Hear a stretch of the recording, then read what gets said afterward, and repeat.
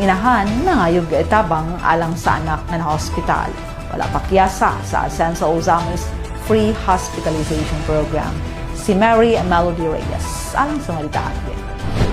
Sa pagduol sa usa ka inahan nga si Evelyn Batyang, 43 anyos, lumulupyo sa barangay Mintiring alang sa iyang anak nga si Quencybelle Batyang, 16 anyos, nga na-admit sa St. Joseph General Hospital ug na-diagnose nga adunay lower respiratory tract infection. Iyang gipaninguha nga matabangan siya sa bayronon sa hospital bill nga mikabat sa kapin 42,000 pesos.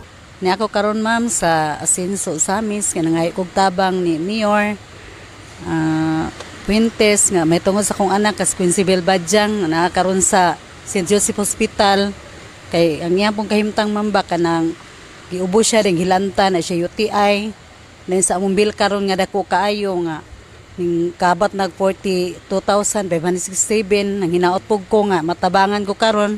Ang lower respiratory tract infection mao ang impeksyon nga mahitabo sa baga o sa ubos sa voice box. Lakip niini ang pneumonia, bronchitis ug uban pang chest infections. Ang ubo nga nasinati sa anak ni Evelyn usa sa mga sintomas niini nga balatian. Sumala pa niya, upat na kaadlaw nga nag-anto si Quencybelle ug sa sinugdan abi nila nga ordinaryo lang kini nga ubo. Apan ilang nabantayan nga nagkaniwang na ang ilang anak, mao nga ilang nadesisyonan nga dadon kini sa hospital. Kuan na siya ma'am kay bali upat na kaadlaw.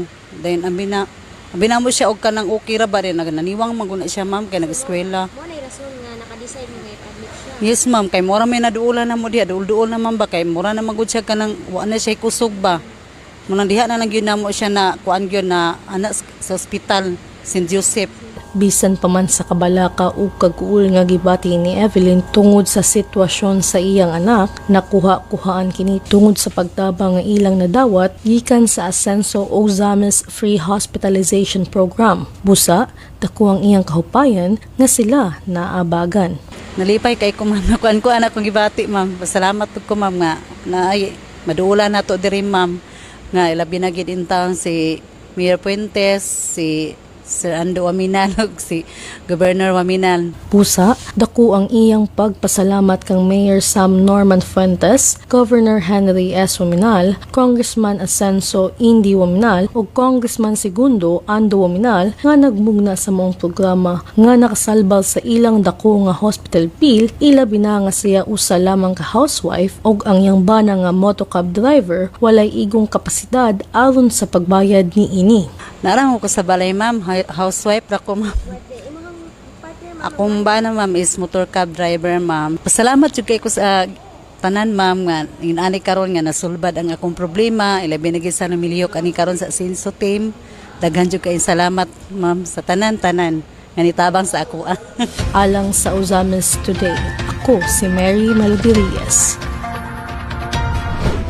Salamat Mel, ang Ozamis ay hatid ka natin na serbisyo publiko sa Ascenso Ozamis News Channel, ubos sa pagdumala sa kanunay Ascenso Ozamis Administration, pinaagi ni Mayor Attorney Sam Norman G. Fuentes.